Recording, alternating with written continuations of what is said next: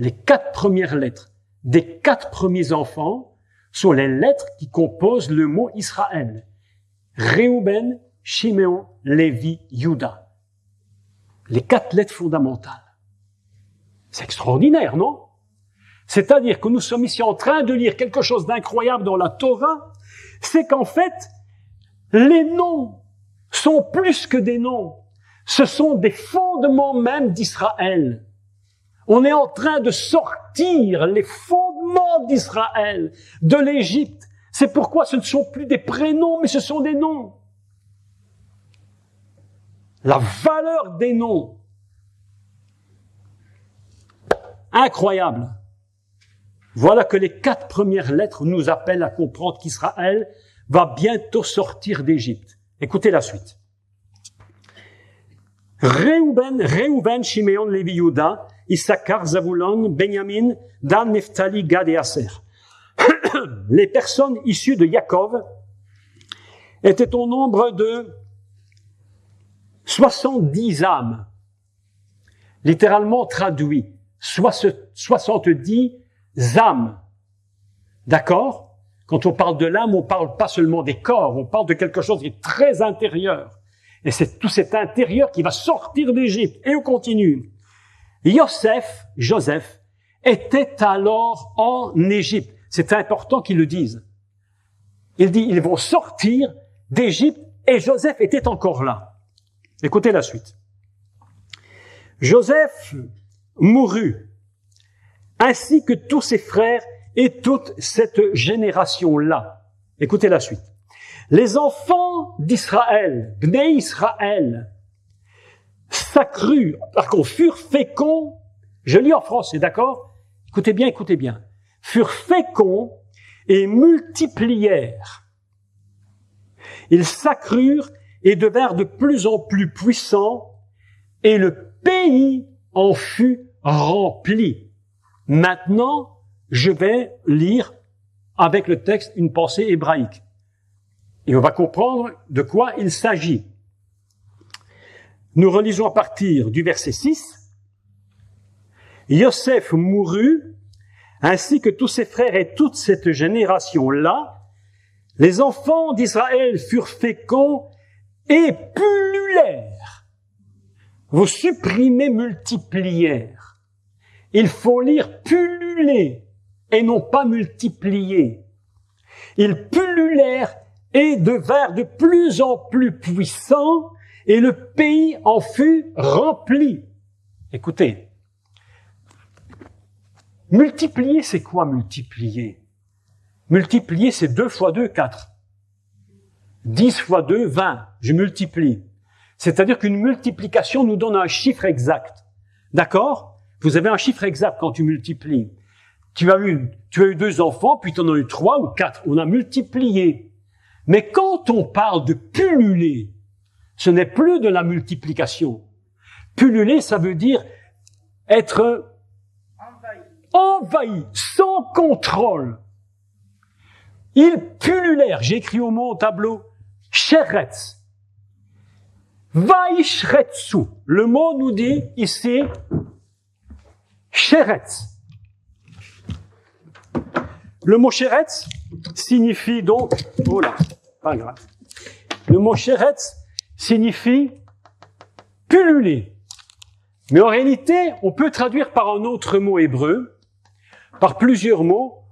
Sheretz, c'est également ce qu'on appelle de la vermine. Des cafards. Des cafards. Vous savez ce que c'est qu'avoir un appartement plein de cafards? Quand tu dois les chasser, tu n'y arrives pas. Même quand tu fais venir celui qui va désinfecter, ils reviennent. Ça s'appelle sheretz. Qui est sheretz?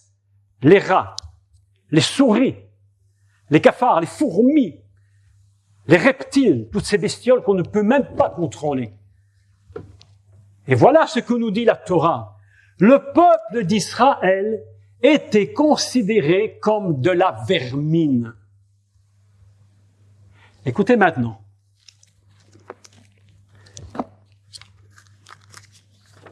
Je voudrais vous lire quelques textes pour que vous compreniez bien de quoi il s'agit. Ce que je vais vous lire ici est terrible, terrible, terrible, terrible à entendre, pour vous montrer comment Israël est considéré par le monde. Israël n'est pas considéré par le monde comme un peuple, mes amis, parce que même lorsqu'ils sont dans un endroit, Israël est considéré pour la vermine du monde. Et la vermine, qu'est-ce qu'on fait avec la vermine? On l'extermine. On est d'accord? Quand vous lisez le texte de Shemot, chapitre 1, nous sommes dans un texte 100% prophétique. Israël est considéré par le peuple comme étant des cafards à exterminer. 30 janvier 1939. Écoutez, je vais prendre un peu de temps avec vous aujourd'hui, mais je dois expliquer. 30 janvier 1939 à Berlin. Discours d'Adolf Hitler. Aujourd'hui, dit Adolf Hitler, c'est lui qui parle, mot pour mot. Je serai, dit Hitler, encore un prophète. Non mais attendez. Je serai encore un prophète. Si la finance mondiale internationale en Europe et hors d'Europe devait parvenir, encore une fois, à précipiter les peuples dans une grande guerre mondiale, alors le résultat ne serait que le bolchevisme du monde. Donc la victoire du peuple juif, au contraire, si le peuple juif avait la victoire, ce serait donc l'anéantissement du monde. Vous imaginez? 1er septembre 1939, Hitler déclarait l'anéantissement du peuple juif. Déclaration d'Himmler. Écoutez ce qu'il dit du peuple juif. Un peuple haï. Haï. Himmler dit, je me réfère à présent à l'évacuation des Juifs, à l'extermination du peuple juif. Le peuple en juif, il dit, c'est une des choses qu'il est aisé d'exprimer. Le peuple juif est en train d'être exterminé. Déclare chaque membre du parti. Évidemment, c'est une partie de nos plans. L'élimination des Juifs, l'extermination, nous l'accomplirons. Himmler continue et dit, tout cela n'est qu'une bricole. Une bricole. Exterminer les Juifs, pour ces gens, c'est une bricole, mes amis. Je passe tout parce qu'il y en a tellement à lire que c'est à tomber à la renverse. Globalement, Goebbels déclarait le 27 mars 1942. Globalement, on peut dire qu'environ 60% des Juifs, écoutez les termes, hein, écoutez bien les termes. On est en train de parler aujourd'hui sur la Terre de 60%, 70%, 90%. Il faut exterminer des choses. La Bible est prophétique. Globalement, on peut dire qu'environ 60% d'entre eux devront être liquidés, alors que les autres, c'est Goebbels qui le dit, hein, c'est pas moi, hein, c'est Goebbels. Le 27 mars 42, 60% d'entre eux devront être exécutés, liquidés, alors que 40% d'entre eux, les restants, peuvent être utilisés pour le travail forcé. Voilà les déclarations de cet homme. Un jugement est en train de s'abattre sur les Juifs. La prophétie, écoutez le texte incroyable. Goebbels dit, la prophétie qu'a faite Adolf Hitler, le Führer, parce qu'ils ont suscité une nouvelle guerre mondiale, commence à s'accomplir de manière la plus terrible. Je vais clôturer par une dernière lecture qui va vous sidérer. Sidérant. Je suis en train de vous parler de Shemot. Voilà ce qui arrive quand on considère qu'un peuple est de la vermine, qui ne sert plus à rien. Ça, c'est pas de la politique, mes amis. C'est l'œuvre du diable. C'est le serpent qui est en train de vouloir tuer Israël. Écoutez cette dernière lecture. J'en ai toute une série, mais on ne peut pas passer l'après-midi à les lire tous. Écoutez, la dernière, elle est trop forte. Bormann, le 2 avril 45, il dit « J'ai lutté contre les Juifs à visage découvert. Je leur ai adressé un dernier avertissement. Faites ce qu'on vous dit. Faites ce qu'on vous dit. Je ne les ai pas laissés ignorer que s'ils se précipitaient à nouveau dans le monde, cette fois, ils ne seraient pas épargnés et que la vermine serait définitivement extirpée de l'Europe. J'ai percé le furongle juif. » Non, mais attendez. J'ai percé le furongle juif. L'avenir nous en sera éternellement reconnaissant. Comment vous trouvez ça? Terrifiant. Je termine la dernière, parce qu'il faut que je termine la dernière, parce que là, c'est vraiment le summum du summum. Pourquoi je vous raconte tout ça? Pour vous parler de la haine des nations contre Israël. Ce n'est pas une question de politique. Détruire les Juifs, c'est empêcher le Messie de revenir. Un rabbin m'a écrit il y a quelques années, il m'a dit, monsieur, votre cours que vous avez fait sur Israël devrait être écouté par des millions de gens, parce que les gens ne comprennent pas la réalité d'Israël. Écoutez la fin. Le titre du journal qui est paru en 1945. Écoutez le titre. Le cafard sioniste.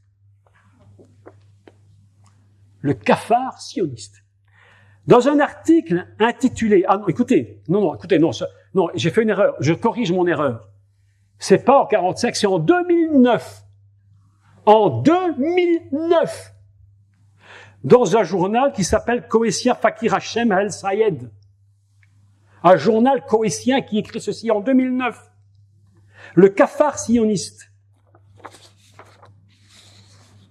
Donc il dit, les sionistes sont des cafards, capables de survivre en toutes circonstances,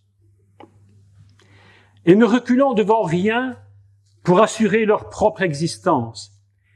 Il est écrit que les sionistes se sont emparés du contrôle du monde et ont suscité la haine à tous les égards des Arabes et des musulmans, déplorant que les Arabes n'aient pas adopté une position unifiée face au phénomène.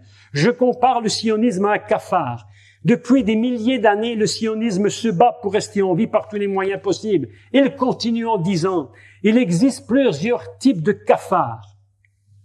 En parlant des Juifs, les cafards ailés, les cafards sans ailes, les cafards allemands, les cafards américains, les cafards asiatiques. Les cafards font partie des plus anciennes créatures de la terre.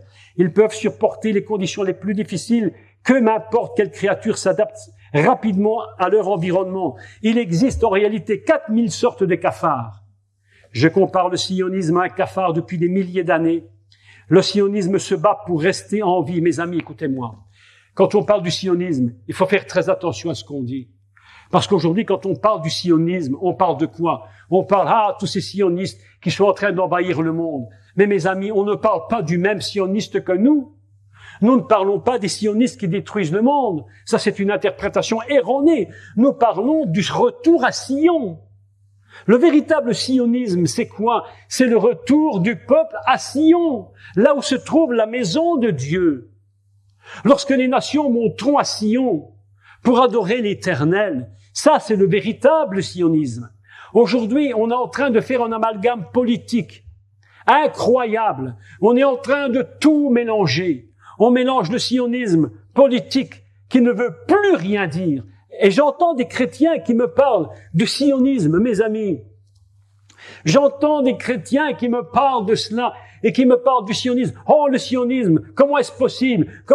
Et tous ces sales sionistes mais mes amis, toi, enfant de Dieu, chrétien qui te dit chrétien, comment tu ne comprends même pas qu'il ne s'agit pas de la même chose?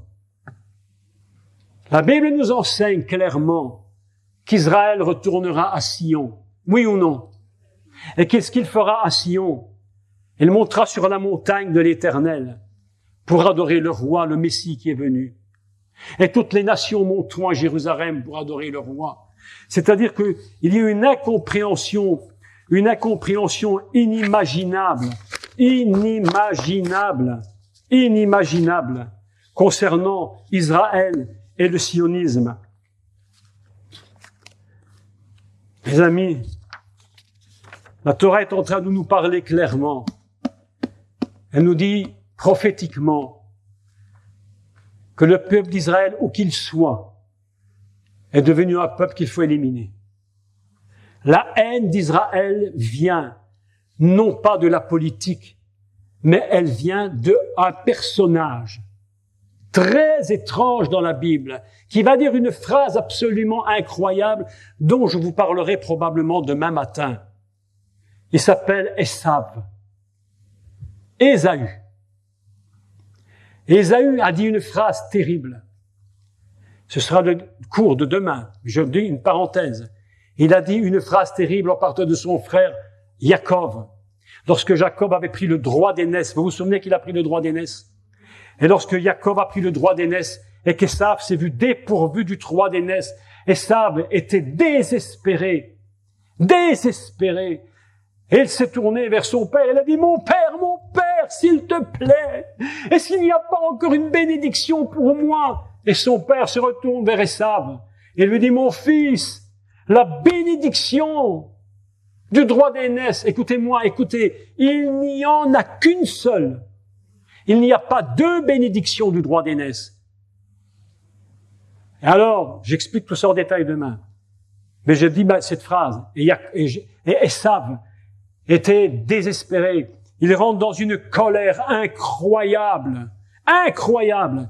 Il se tourne et il dit, je vais tuer mon frère. Je vais tuer mon frère. Aujourd'hui, mes amis, le monde dans lequel nous sommes est un monde qui est complètement attaché à cette phrase. Pourquoi aujourd'hui veut-on continuer de tuer Israël, Jacob? Pourquoi est-ce qu'on veut le tuer? Parce qu'un jour, une phrase avait été dite. Elle a été dite il y a des milliers d'années. Et cette phrase continue de porter son esprit aujourd'hui. Et il est écrit, je vais tuer mon frère. Aujourd'hui, cette phrase est toujours là. Et que disent les gens? Il faut tuer les Juifs. Parce que les Juifs, en réalité, Jacob, qui va devenir Israël, porte en lui réellement ce qu'on appelle l'héritage. Qu'est-ce que c'est l'héritage? Si je vous pose une question, c'est quoi l'héritage du peuple juif, à votre avis? C'est quoi l'héritage? Qu'est-ce que c'est l'héritage? À votre avis, l'héritage d'Ésaü, c'était quoi, à votre avis? Voilà une question bien intéressante. L'héritage, mes amis, je vais vous dire, aujourd'hui, si quelqu'un a un héritage, parce qu'on parle toujours du fils aîné. Aujourd'hui, tout ça a un peu disparu, le fils aîné, tout ça disparaît. Mais normalement, l'héritage vient au fils aîné qui va régler les problèmes de famille, enfin, ou les empirer, ça dépend des cas. En général, on essaie de les arranger, parfois ça s'empire, mais enfin bref, personne dans le meilleur des cas qu'il essaie de les arranger. L'héritage, c'est l'argent. C'est l'argent, les bâtiments, les maisons. C'est ça l'héritage. Mon père meurt, il a des bâtiments, des châteaux, hein, et qu'est-ce qu'on fait? Ben, j'hérite. Et la famille va porter cet héritage. Mais qu'est-ce que c'est l'héritage d'Ésav? Qu'est-ce que c'est son héritage, mes amis? À votre avis? Le seul héritage, c'est de porter le Messie. C'est le seul héritage. C'est pourquoi Israël va dire à son fils, il va lui dire, je n'ai qu'une bénédiction. Yitzhak va dire, je n'ai qu'une bénédiction, mon fils. Je ne peux pas t'en donner deux. Pourquoi je n'ai qu'une bénédiction? Mais parce qu'il n'y a pas deux Messies, il n'y en a qu'un. Comme il n'y a qu'un Messie, il n'y a qu'une bénédiction. Et si tu l'as perdue, eh bien, tu ne pourras jamais la récupérer. Alors, Ésav est dans une colère terrible. Elle dit, mon frère m'a volé mon droit d'aînesse, ce qui est faux.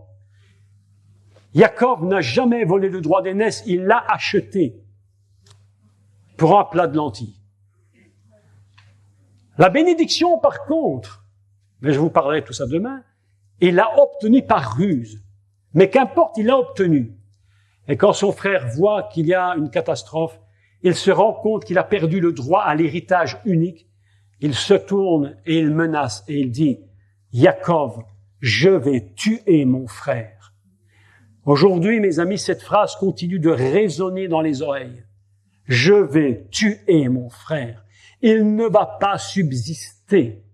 Je vais l'exterminer. Vous savez pourquoi on veut exterminer le peuple d'Israël aujourd'hui? Vous savez pourquoi on veut exterminer Jérusalem? Pourquoi on veut le couper en deux? Vous savez pourquoi on veut supprimer Israël? On a posé la question à Yasser Arafat. Un journaliste posait la question à Yasser Arafat. Elle lui demandait, oui, mais monsieur Arafat, lorsque on aura jeté les Juifs hors de Jérusalem et qu'on va la mettre dans la partie qu'on va leur réserver en Israël, mais qu'est-ce qu'on va faire avec les Juifs? Et Yasser Arafat a répondu, on va les jeter à la mer pour qu'ils se noient.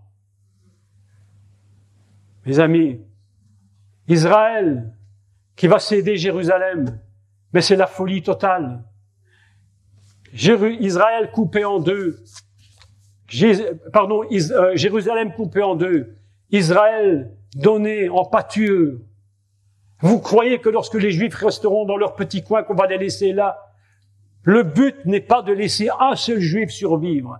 S'il y avait un seul couple juif qui pourrait survivre à tout ce génocide, mes amis, ils auraient même peur que ce couple soit capable d'engendrer le Messie. Oui. Mes amis, je vous dis la vérité. Je vais tuer mon frère. C'est la raison pour laquelle aujourd'hui, cette phrase résonne encore et qu'on veut détruire Jérusalem et Israël. Quand j'aurai détruit Israël, qu'est-ce qu'ils veulent faire? Récupérer l'héritage messianique. Le but du monde, inconsciemment, ce n'est pas d'avoir la terre d'Israël. Il y a quelque chose de plus caché derrière. C'est de récupérer l'héritage messianique, mes amis. Ils veulent se récupérer l'héritage. Il n'y en a qu'un. Il n'y a pas d'autre solution. Il faut que je te détruise pour reprendre ce que je juge être à moi. Mais Israël ne t'a rien volé, mon cher Esav. Israël te l'a acheté. Tu lui as vendu pour une bouchée de pain. Aujourd'hui, il faut dire la vérité. Tu me disais tout à l'heure, mon cher frère qui est ici, me racontait une histoire absolument incroyable sur Yasser Arafat et le mont du Temple. On dit, le mont du Temple, c'est à nous, parce qu'il y a la mosquée d'Omar, il y a tout ce que tu veux imaginer. Mais cet endroit, mes amis, n'a jamais été acheté par eux. Qui a acheté cet endroit? Le roi David. La Bible nous enseigne que le roi David a été, et il a payé. Il a dit, et c'est là qu'il a dit cette phrase que nous devons tous retenir, « Je n'offrirai pas à l'Éternel un sacrifice qui ne me coûte rien. J'ai payé de ma propre poche pour acheter cet endroit où se trouve maintenant le mont du Temple. Il a été payé. Même s'il a été payé il y a des milliers d'années, il a été payé. Si tu as une maison qui t'appartient, et pour toutes sortes de raisons, tu n'y es plus, mais cette maison, tu l'as achetée, même dans 100 ans, elle est toujours à toi. Mais oui, parce que tu l'as payée. Et tu es l'acte de propriété. La Torah nous dit que le terrain a été acheté par David, le roi David, pour bâtir la maison de l'Éternel.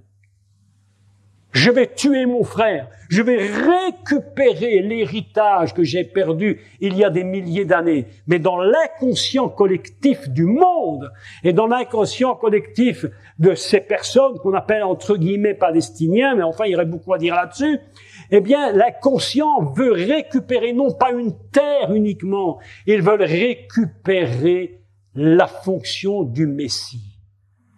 Et voilà ce qui va se produire dans les temps qui vont venir très bientôt. Très bientôt va se produire quelque chose, c'est que l'Antichrist va vouloir prendre possession du monde. Et pour prendre possession du monde, il faut un peuple obéissant. On ne peut pas prendre possession du monde comme ça, simplement comme Hitler. Hitler avait dû rentrer dans l'histoire du monde dans une situation particulière. Si l'Allemagne avait été en prospérité sans souci, jamais il n'y aurait eu, Hitler ne serait venu. Il est rentré dans l'histoire du monde par une porte qui était une porte particulière où tout allait mal sur la terre. Mes amis, Je vous ai dit hier, regardez pour comprendre. Yeshua dit, regardez et vous saurez. Aujourd'hui, le monde est en train de basculer dans une catastrophe. Je vous annonce une chose absolument incroyable. Vous l'accepterez ou vous l'accepterez pas. Chacun croit ce qu'il veut. Mais je vous dis la vérité. Le monde doit apprendre à se soumettre. De toute façon possible. Et il faut apprendre au monde à se soumettre. D'une façon incroyable. Le premier exemple incroyable qui s'est produit il y a quelques années, rappelez-vous bien ceci. Lorsqu'on a attaqué Charlie Hebdo, vous vous souvenez? Le monde entier sur 3 jours a crié « Je suis Charlie ». Même en Israël, sur le mur des lamentations, le Kotel, on projetait « Je suis Charlie » avec les couleurs du drapeau français. Même en Israël, mes amis. Vous imaginez. Le monde entier sur 3 jours a dit « Je suis Charlie ». Mais mes amis, Charlie, d'abord c'est très étrange parce que c'est l'anagramme d'Israël. Si vous ne le saviez pas. Si tu prends toutes les lettres de Charlie, tu fais l'anagramme, c'est Israël. C'est surprenant, hein? Avouez quand même que c'est surprenant. Et voilà que tout le monde se met à crier « Je suis Charlie ». Un journal satirique, grossier, méchant, vulgaire au possible. Et voilà que le monde entier se met à crier « Je suis Charlie », même les chrétiens. Même des chrétiens criaient « Je suis Charlie » et se promenaient dans les rues à Paris avec des pancartes, pasteurs en ligne, criant « Je suis Charlie ». Comment tu oses? Mais je vais vous dire un secret. Je vais vous dire la vérité. Vous voulez la vérité? Je vais vous dire. Le monde doit apprendre à se soumettre. Tant que le monde ne pourra pas se soumettre totalement, l'Antichrist ne pourra pas venir. Pour que l'Antichrist vienne, il faut que le monde soit dans un état de catastrophe, que le monde ait appris à obéir, pour qu'au doigt et à l'œil, on n'ait qu'à faire un claquement de doigts, et tout le monde se prosternera devant l'Antichrist. La Bible nous enseigne dans l'Apocalypse clairement, et tout à fait clairement, que le monde entier adorera l'image de l'Antichrist, et que son faux prophète, la bête qui sort de la terre, va pousser l'humanité à adorer cet être diabolique, et on sera obligé de l'adorer, de se prosterner devant l'image. Mais pour cela, il faut un monde soumis. Un monde qui apprend à obéir, oui ou non? Aujourd'hui, nous sommes dans un monde qui apprend à obéir. Et si tu désobéis, mes amis, alors malheur à toi. Malheur à toi. Parce qu'on est en train de mettre sur place, la terre est en train de mettre en place un système où tout le monde devra apprendre à obéir. Et pour cela, il faut un chaos incroyable. Jésus a dit, écoutez-moi, écoutez, c'est pas Jacques Collin qui parle. Jacques Collin, il n'a rien dit, il ne fait que dire. Je ne fais que répéter. Yeshua a dit, il y aura une telle détresse dans le monde comme il n'y en a jamais eu. Comme il n'y en aura jamais eu depuis le commencement du monde. Et les gens seront dans une détresse tellement inimaginable qu'ils vont crier aux montagnes, tombez sur nous, tombez sur nous. On ne veut même plus vivre. On préfère que les montagnes nous écrasent. On préfère que les montagnes tombent sur nous et nous tuent. La détresse sera si grande, mes amis. Vous savez ce qu'ont demandé des Juifs lorsqu'ils étaient en Égypte? L'esclavage en Égypte n'est pas venu en une fois. L'esclavage d'Égypte est venu après de longues années. Sans rentrer dans trop de détails, Israël était en Égypte non pas 400 ans, mais 210 ans. Je ne vais pas tout expliquer pourquoi. Mais en fait, ils étaient 210 ans en Égypte. Et au début qu'ils étaient là, ils étaient bien vus. Tout le monde les aimait. Papa Joseph, il était gentil. Alors tout le monde, les enfants d'Israël étaient dans Goshen et ils se développaient, ils étaient contents d'être là. Mais les siècles ont passé. Et un pharaon qui n'avait pas connu Joseph, il ne savait pas ce qui s'était passé. Il se retrouve avec un peuple qui est en Égypte et il va le mettre en esclavage. C'est-à-dire que l'esclavage n'est pas quelque chose qui vient du jour au lendemain. C'est quelque chose qui est programmé de long terme. Il faut progressivement que le monde arrive dans un esclavage. N'oubliez pas que Israël, c'est le microcosme du monde. Israël, quand tu vois l'histoire d'Israël, c'est l'histoire du monde qui est expliquée dans la Torah. L'esclavage ne vient pas du jour au lendemain, mes amis.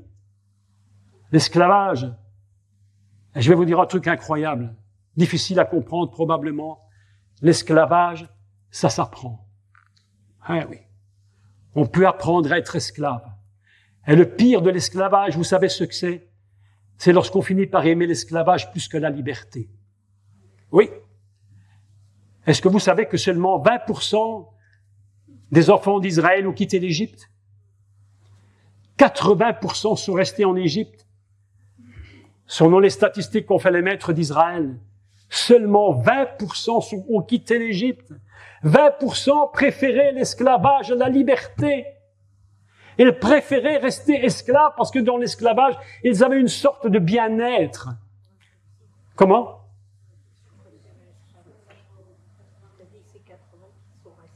Comment? Oh, oui, inversement. Il y a des gens qui préfèrent leur esclavage. Ils préfèrent rester parce qu'ils ont un plaisir de se dire, mais je suis dans un système dans lequel je suis habitué. Et lorsque nous sommes habitués à un système, ben ce système nous procure du bien. Autrement dit, mes amis, il faut savoir où nous mettons les pieds, nous. Qui sommes-nous aujourd'hui? Qu'est-ce que nous faisons aujourd'hui? Est-ce que nous nous soumettons? Est-ce que nous allons apprendre à aimer la situation dans laquelle nous sommes? Ou est-ce que nous allons apprendre à sortir de l'Égypte? Est-ce que nous allons sortir de l'Égypte? Ou est-ce que nous allons y rester? Voilà la question. Le monde, aujourd'hui, est un monde dans une telle détresse que je pense que ça va s'amplifier dans les temps qui viendront. Beaucoup croient que ça va s'améliorer. Ça peut s'améliorer quelque temps, mais je pense que ça va s'empirer. Et les enfants de Dieu devront prendre une position claire par rapport à la situation du monde.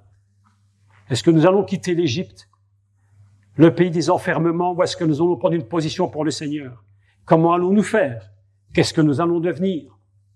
Comme le peuple d'Israël, est-ce que nous allons rester par plaisir ou par habitude, en se disant, mais il faut bien s'habituer? Ou est-ce que nous allons dire, nous allons sortir? Mes amis, voilà où nous en sommes aujourd'hui. Le monde déteste Israël parce qu'en réalité, tout ce qui se passe sur la terre aujourd'hui, c'est plus qu'une question politique.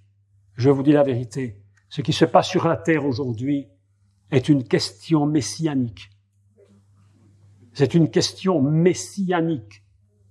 Surtout que le monde ne puisse pas se tourner vers le Messie.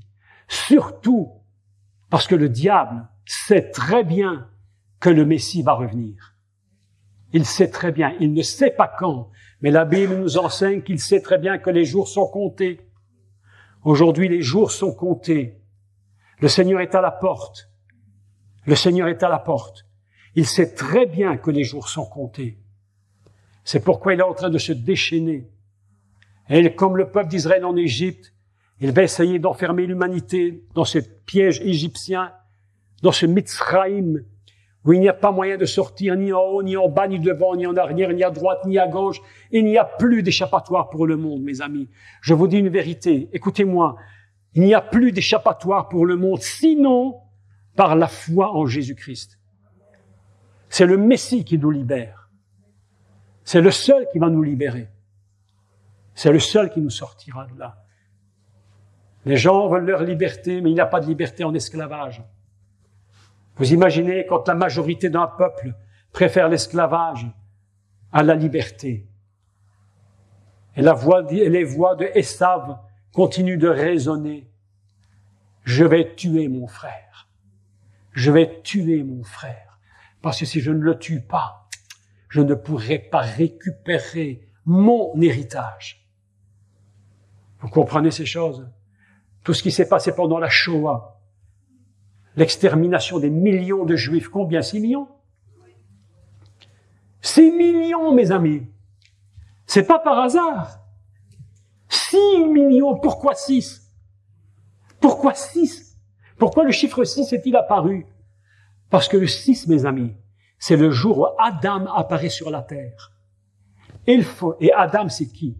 L'image d'Adam, c'est qui? L'image de l'Adam fondamentale, c'est l'image du Messie. Selon que Paul va dire, le Mashiach, c'est le dernier Adam. Et quand est-il apparu? Le 6e jour. 6 millions de Juifs, mes amis. C'est plus qu'un chiffre. C'est un code. Un code. Ainsi, la voix d'Ésav résonne. Je vais tuer mon frère Jacob et je vais récupérer l'héritage qui est le mien. Aujourd'hui, mes amis, je vous dis la vérité. Tout ce que nous vivons depuis déjà des années, et je ne parle pas des 2 dernières années ici qui se sont passées, même si c'est catastrophique, si ça tourne à la folie totale. Je vous parle des années précédentes, Charlie Hebdo, je vous parle de tout ce qui s'est pu se produire. Mes amis, c'est un monde qui est en train d'apprendre à se soumettre. À se soumettre. Je vais tuer mon frère. Si je peux tuer le monde, si je peux tuer Israël, exterminer ce peuple, couper Jérusalem, couper le cœur en deux, le faire mourir, alors le peuple des nations n'auront plus qu'à se soumettre. Et lorsque la soumission sera totale, mes amis, je vous dis, vous allez voir paraître celui qu'on appelle l'Antichrist.